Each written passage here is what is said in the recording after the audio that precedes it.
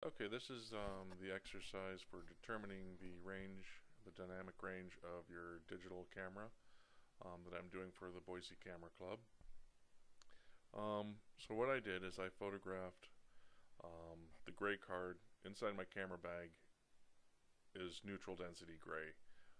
There's a little pouch in there and I use that. You can use concrete, you can use like fencing or something. There's some fencing in our backyard that's been so beaten by the sun that it's basically gone gray. That would have been a good one for me to use.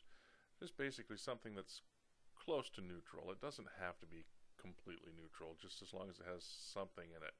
And it's good if it has some texture because you're going to want to see where things fall off and where you're picking up some texture and where you're losing it. Um, so what I did is first I photographed the gray pouch, or a piece of the gray pouch, and it has a little cloth back, so it has a nice little texture. Um, I photographed that at what the camera read as neutral. It's actually a touch dark, but that's okay. So that's what the camera read as normal exposure. And then I went down to on manual mode -6 stops. I set the f-stop at probably I think like an f8 or something, or an f16. I can't remember. It'll show up here in the camera raw.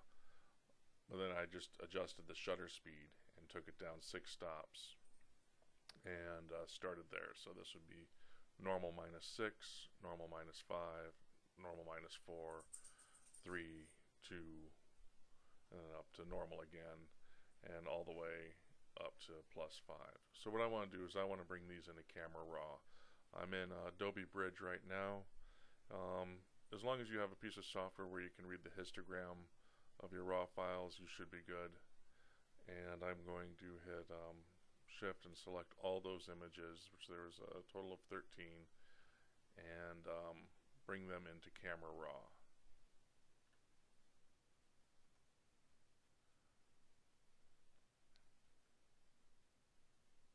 Alright, so here they come into camera raw. One of the first things I'm going to do as soon as they all come in is I'm going to select all, and I'm going to drop the saturation all the way down, and that will make it so it's gray. It's a little easier to interpret this way. So here we have them all in here, and I would go back, slide all the way down here, and I'm going to look at that neutral density. This is the one I first started with. It's also repeated because I photographed normal again up here, so it's exactly the same thing, although it's shifted slightly. So you can see that's actually probably at a zone 4 is where that's showing at. And I have a chart over here to kind of show you where these are coming in at, and this will help determine, keep an eye on what you're getting and how much detail you're getting at the underexposures and the overexposures. I'll come back to this chart here in a minute, but this would probably be about a zone 4, and this you can see would be zone 0. There's nothing there. You can see in the histogram over here there's really nothing. And if you scroll up, now you're starting to get something in there, but it's very slight. I would still call that a zone 0. Now you're getting to maybe a zone 1, and a zone 2, zone 3, or probably even still a zone 2, zone 3, probably a zone 4, touching into the 5. And then you jump up, and then on this camera it really seems to jump up with the highlights. And there I'm probably getting a zone 6 to zone 7, and a zone 7, 8, and probably a zone 9 and zone 10. So what you're going to want to do for this exercise is just basically look at the histogram for each one. You can use camera raw.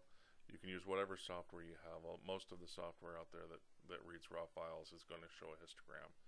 And even if you're shooting in JPEG, you should be able to read a histogram. through some piece of software.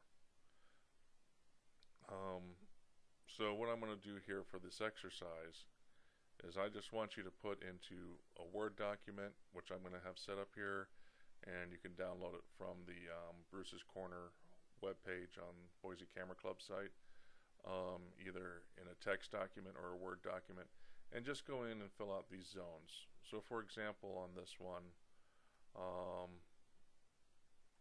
at n-6, and I went through and renamed these so I could easily see them, but also because I'm doing this presentation, you don't have to go through and rename them if you know what you're getting, if you know that particular one is n-6.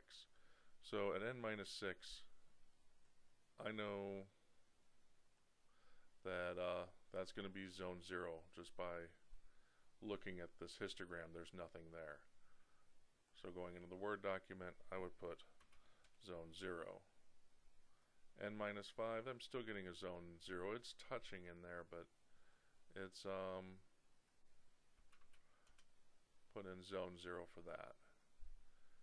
n-4, I would call that, go back in here, call that a zone 1. And just go throughout and fill it out according to what you're seeing on your histogram all the way up. And if you're getting ones like, let's say the it was n+2, yeah, these I'm probably getting around a 6 and 7 on n+1.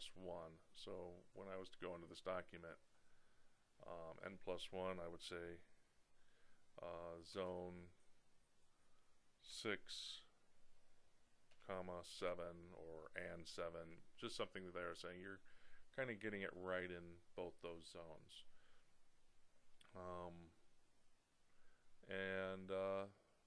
Actually, I think that's probably more a 5 and a 6 now that I'm looking at it. So 5, 6. And just fill out this sheet, and you can email it to me, and I will post the results. Just put in your name, camera make and model, so we can kind of see what different cameras are getting which different zones. Another advantage, something else I kind of want to touch on, and one of the reasons I'm having you shoot a textured surface, or I feel it's good to shoot a textured surface, is, say I come down here to n-4, where I'm kind of getting a zone 1 in there. Well, this will help you see exactly what sort of texture and what sort of detail you're getting. So I crank up the exposure on here, and I can kind of see, alright, I'm getting a little bit of stuff in here. It's, oops, try the fill light. It's not great. It's pretty noisy. It's probably hard to tell in this video, but it's fairly noisy. That way you can kind of look at each one of these and see what sort of detail you're getting off of your images. Same with like the n+4 or n+3. I can take and adjust those exposure sliders and kind of see what I'm getting and see what I can pull off of it. What you're going to find a lot of times is your real good working range is going to be a lot more limited than what you see. You want to try and get something, a lot of times when you're doing a photograph, you want to really have some good detail. Like if you're in your normals, your +1s and your normal, you can see pretty good detail. You don't even have to adjust.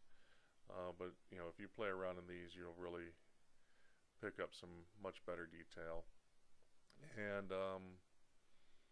but for situations where you may not have a choice, where you have a really dark area or a real highlighted area, at least you know you can pull something out, and this will help determine what you can and can't really do with your camera.